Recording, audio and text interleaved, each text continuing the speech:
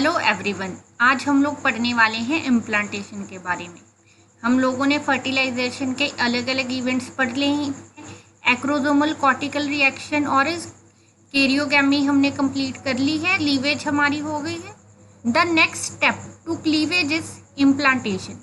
हम लोग embryonic development पढ़ रहे हैं और आज हम लोग इम्प्लांटेशन को स्टडी करने वाले हैं। तो चलिए शुरू करते हैं। Humans, implantation is the stage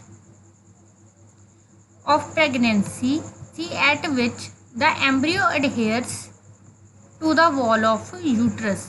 देखिए, प्रेगनेंसी के दौरान जो हमारा एम्ब्रियो होता है वो यूट्रस की वॉल से अटैच हो जाए। इस तरह प्रेगनेंसी के दौरान जब ये एम्ब्रियो यूट्रस की वॉल से अटैच हो जाए तो उसको बोला जाता है इम्प्लांटेशन। इम्प्लांटेशन जो है लगभग 7th डे, जो 7th डे होता है फर्टिलाइजेशन के बाद का, लगभग 7th डे पे होती है।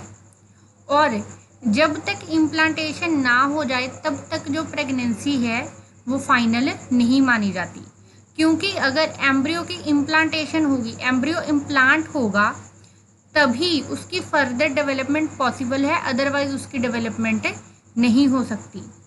इसीलिए अगर इम्प्लांटेशन होती है तभी हम लोग मानते हैं कि प्रेगनेंसी हुई है। कि ये कुछ इस तरह से होती है। सबसे पहले जो हमारा ट्रैवलिंग एम्ब्रियो था वो यूट्रस में आया।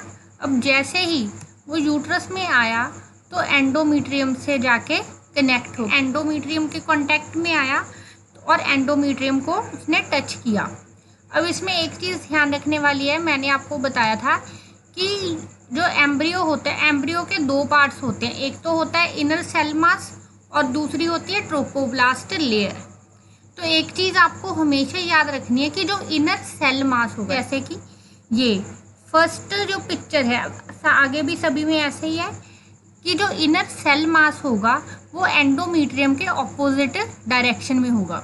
देखिए, एंडोमीट्रियम है इस तरफ तो इनर सेल मास है इस तरफ। जैसे ही ये जो हमारा एम्ब्रियो है एंडोमीट्रियम के कांटेक्ट में आ गया, अटैचमेंट हो गई, तो उसके बाद क्या होगा कि जो हमारी ट्रोपोब्लास्ट लेयर थी, ये जो आउटर लेयर है, ये जो बाउंड्री जैसी लेयर है ना, आउटर लेयर, ट्रोपोब्लास्ट लेयर, ये ट्रोपोब्लास्ट लेयर जो है ये आगे 2 अलग अलग लेयर्स में डिवाइड कर जाएगी। ठीक, उनमें से एक तो ये है syncytiotrophoblast. First layer is syncytiotrophoblast and the second layer is साइटोट्रोपोब्लास्ट।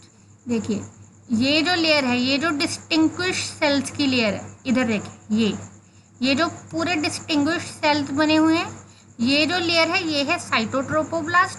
और ये जो नॉन डिस्टिंग्विशेबल सेल्स हैं ये है सिंसिटियोट्रोपोब्लास्ट।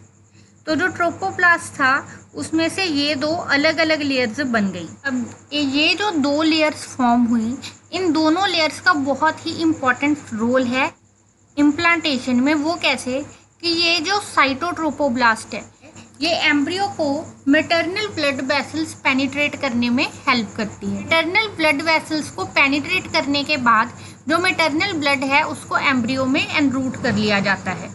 मैटरनल ब्लड वेसल्स को पेनिट्रेट करने के बाद जो मैटरनल ब्लड है उसको एम्ब्रियो में एनरूट कर लिया जाता है नरिशमेंट के लिए। और ये जो सिंसिटियोट्रोपोब्लास्ट है ये जो है ये प्रोटियोलिटिक एंजाइम रिलीज करते हैं।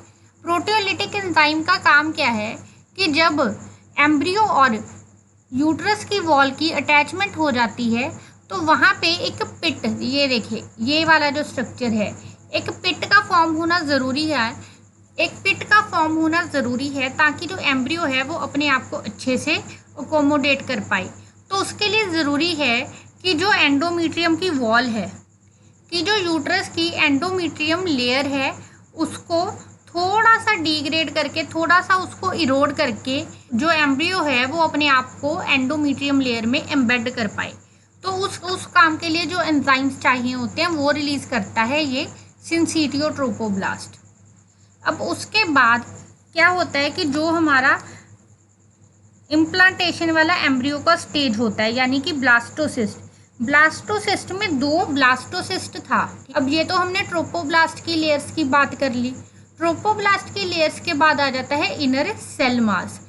अब ये जो इनर सेल मास था, इधर देखिए, अब ये जो इनर सेल मास था इसमें दो डिस्टिंग्विशेबल लेयर्स बन गई।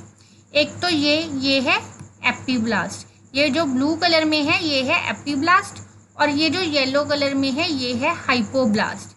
तो ये दो बड़ी ही डिस्टिंग्विशेबल जो है लेयर्स बन गई। अब इन लेयर्स का काम क्या है कि इन लेयर्स में से ये जो एपिब्लास्ट है, एपिब्लास्ट तो खुद एम्ब्रियो है, एपिब्लास्ट की आगे फर्दर डेवलपमेंट से कंप्लीट ऑर्गेनिज्म बनेगा, यंग वन बनेगा। और ये जो हाइपोब्लास्ट लेयर है, हाइपोब्लास्ट से बनेगा योक सेल। एपिब्लास्ट और हाइपोब्लास्ट जब इकट्ठे हों तो टुगेदरली हम लोग इनको बोल देते हैं embryonic disc. Epiblast and hypoblast consist the embryonic disc. इस स्टेज तक जो जोना पेलुसिडा है उसके कुछ रिमेन्स जो हैं वो एम्ब्रियो के साथ प्रेजेंट हैं।